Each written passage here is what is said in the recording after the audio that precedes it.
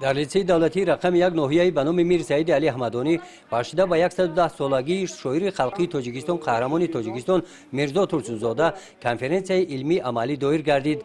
در این همایش نورسان از اشعار شاعر بیرق ظفر، قصه هندوستان، حسن عرابکش، جان شیرین، پسر وطن، برای وطن، چراغ ابدی، شعر و غزلها قرائت نموده از سفرهای استاد به دولت‌های جهان، سهم او بهر رشد و مستحکم نمودن دوستی بین خلق‌های جهان یادآور گردیدند.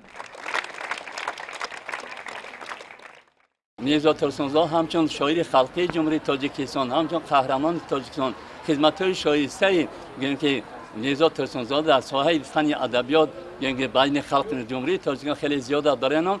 این کنفرانس علمی ادبی بخشیده به همین جشن 110 سالگی که به حیث توجه خوانندگان فهمیدند که میرزا ترسونزاده چگونه خصوصیت‌های خدمت‌های شایسته او در حق خلق وطنی خود کرده است. قرائت و شعرگویی مکتبیان از اشعار شاعر خلقی تاجیکستان میرزا ترسونزاده در این همایش ثابت نمود که ساکنان ناحیه به نام میر سعید علی حمدانی به اشعار رنگین و پربرکت استاد توجه کلان دارند. شرف چیزی تجاوز ناپذیر است. هر آن کس که شرف دارد کبیر است.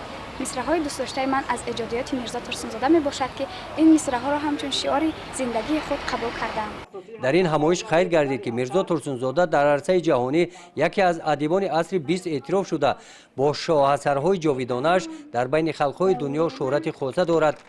در جنبست چهاره‌بینی از نام مأموریت شعبه معارف ناحیه اشتراکچیان فعال چهاره‌بینی با سپاسنامه‌ها قدر کرده شدند.